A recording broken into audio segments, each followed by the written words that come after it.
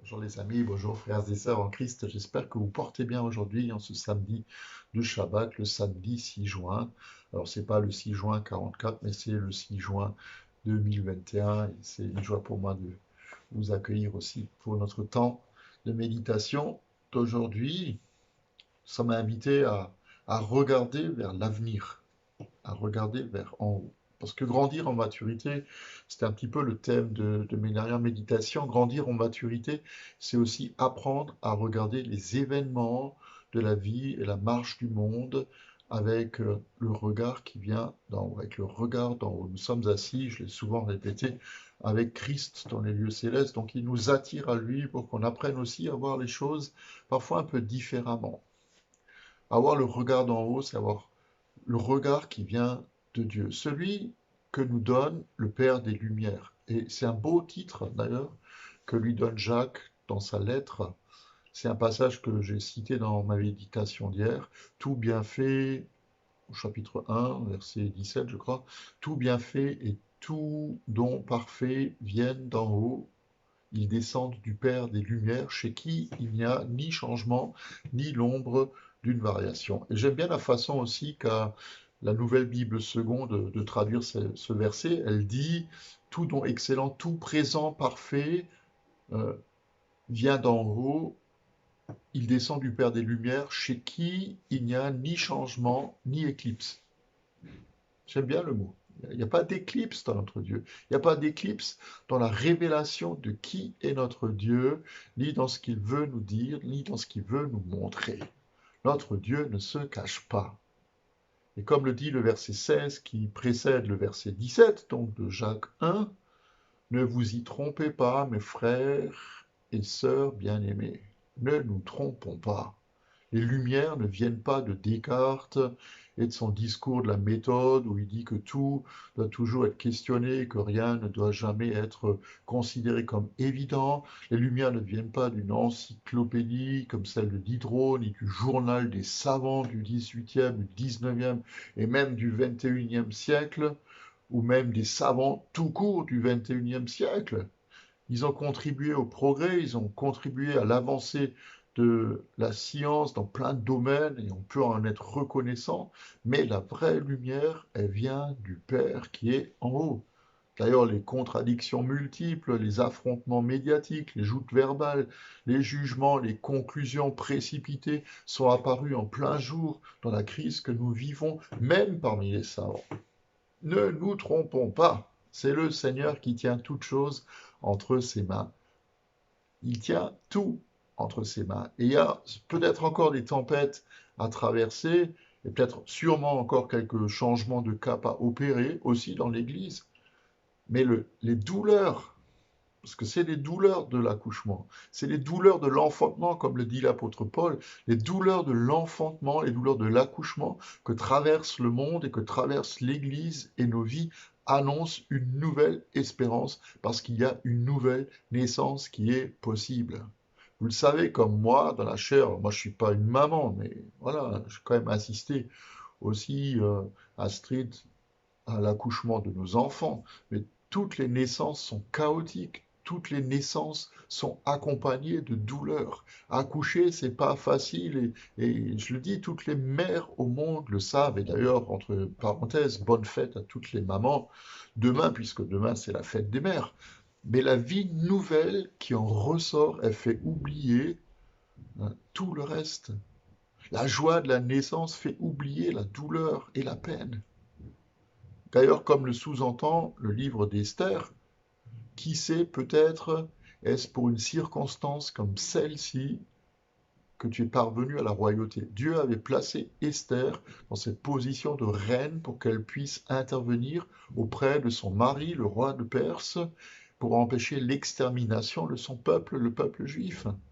Mais nous sommes aussi des princes et des princesses pour notre Dieu, le roi des rois. Et c'est pour des circonstances comme celles que nous traversons, que notre monde traverse, que nous sommes sans doute nés. C'est le meilleur des temps à vivre. Et j'ai envie de vous dire que c'est un honneur pour nous d'en faire partie, même si ça nous semble complètement inapproprié aujourd'hui de le dire. Mais un jour, frères et sœurs, nous allons le comprendre. Un jour, frères et sœurs, nous allons voir clair. Nous allons voir clair. Alors, encore une fois, regardons les choses d'en haut. Regardons les choses avec la perspective du ciel. Et c'est pas parce qu'on regarde les choses d'en haut que ça va pas empêcher le monde, ni nos familles peut-être, ni même nos propres vies, de vivre des temps difficiles. Vous savez que dans la Bible, quand il s'agit de traverser des tempêtes, c'est souvent avec cette impression que tout est perdu. Jonas, dans l'Ancien Testament, qui se retrouve dans la mer en pleine tempête, jeté dans la mer, parce qu'on le considérait comme responsable de la tempête qui était là, et puis c'est d'ailleurs lui-même qui ordonne à ses compagnons de voyage de le jeter par-dessus bord. Il avait désobéi à Dieu, donc il se sentait coupable, responsable, donc il se retrouve dans le bouillon, il se retrouve dans la mer, avalé par un gros poisson, mais tout semblait perdu jusqu'à ce que Dieu vienne le sauver. On peut penser aux disciples de Jésus qui sont dans le bateau alors que lui, il est en train de dormir et qui, en pleine tempête, le secouent, le réveillent parce qu'ils ont peur de mourir noyés. Et on peut les comprendre. On peut penser aussi à l'apôtre Paul qui va s'échouer sur l'île de Malte alors que les marins qui l'emmenaient à Rome voulaient l'exécuter, lui et ses compagnons de captivité parce qu'ils ne voulaient pas qu'il s'enfuient et que eux, ils étaient responsables peut-être pour dans leur esprit de la situation. Les exemples sont nombreux. Mais tout est possible pour notre Dieu. Il nous aide à traverser toutes les tempêtes. Le Seigneur va nous aider à traverser toutes les crises, et pas seulement à les traverser, mais à voir les bonnes choses nouvelles qu'il va nous donner. Il est le capitaine de ces passagers, mais il est aussi le capitaine de notre bateau. Et nous allons apprendre à mieux le connaître, comme celui qui tient le gouvernail de nos vies, comme celui, pas seulement qui est en Jésus la tête de l'Église, mais celui qui tient l'Église entre ses mains. Ce n'est ni notre sagesse, ni nos idées, ni notre force qui vont nous aider à traverser cette période peut-être compliquée, mais c'est lui qui va nous y aider. Nous sommes, frères et sœurs, nous sommes dans une nouvelle saison. Et je pensais jamais, comme je l'ai annoncé au mois de novembre, et je l'ai d'ailleurs fait mettre comme bannière dans notre église, que cette nouvelle saison allait être ce que nous vivons. Tout comme je n'aurais jamais pensé que ce que le Seigneur nous a mis à cœur comme mot d'ordre pour notre dernière convention, je marcherai moi-même avec toi et je te donnerai du repos, donc le verset de l'Exode, je marcherai moi-même avec toi et je te donnerai du repos, allait se réaliser de cette manière, d'une manière aussi radicale. Nous sommes entrés dans le repos de Dieu et même pour certains d'entre nous, malgré nous, nous sommes entrés dans le repos de Dieu.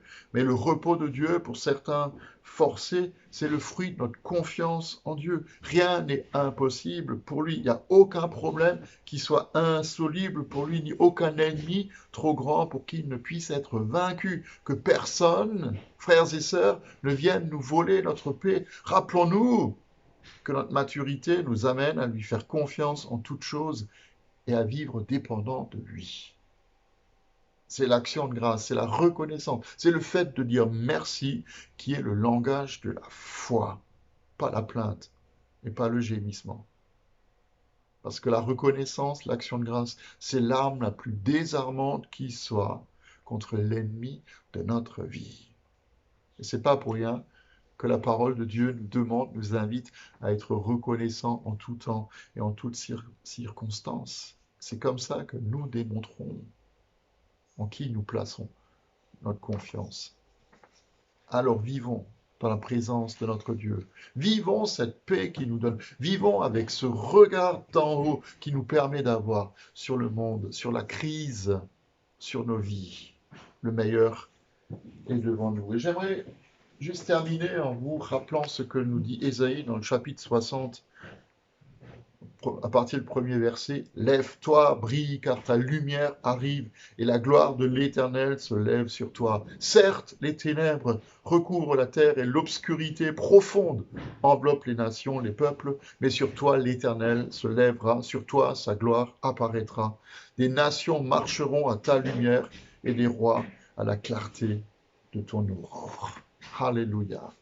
Béni soyez-vous, béni sois-tu, béni soyez-vous chacun, que le Seigneur nous garde dans sa main, que le Seigneur nous bénisse aussi abondamment en cette fin de journée, qu'il nous donne aussi de vivre sa paix et son repos.